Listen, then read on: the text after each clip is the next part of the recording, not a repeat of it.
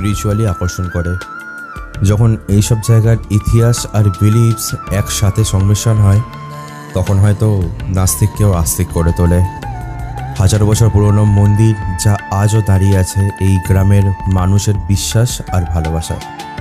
হয়তো ভূমিকম্প, ঝড় জল, বৃষ্টি, পুরানো আক্রমণ হয়েছে এই মন্দিরে, কিন্তু আজও এই মন্দির এই পাহাড়ের বুকে দাঁড়িয়ে। তার কারণ হয়তো এই মন্দিরের দেবীর আশীর্বাদ আর মানুষের বিশ্বাস।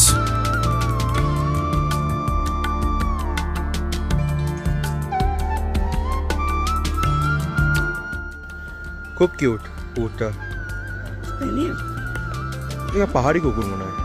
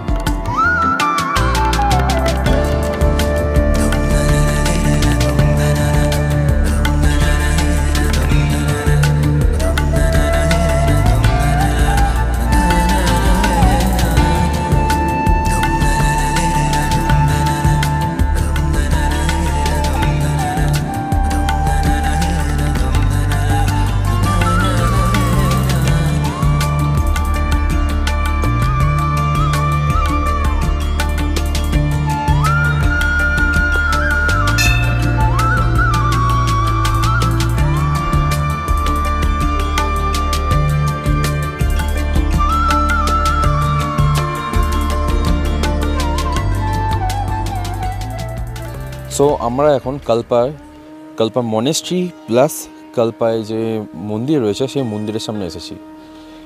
এখানে যা সবথেকে সুন্দর জিনিস হলো এখানে তিবেতিয়ানস যারা বুদ্ধিস্ট প্লাস যারা হিন্দু তারা খুব একসাথে মিলেমিশে থাকে। এরকম নয় যে একমাত্র বুদ্ধিস্টরাই মনেস্ট্রিতে যেতে পারবে, তারাকেও হিন্দুরা যেতে পারবে না, but there is a lots of diversification in here.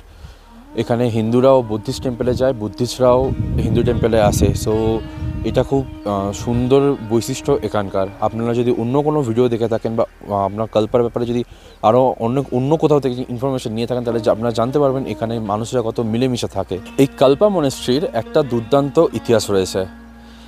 একজন তিবেতিয়ান মঙ্ক যিনি নিজের পায়ে হেঁটে এইখানে এসে পৌঁছায় 950 AD টু 1055 ADর মধ্যে তিনি এখানে আসেন আর এসে এই কালপা মনেস্ট্রি প্রতিস্থাপন করে।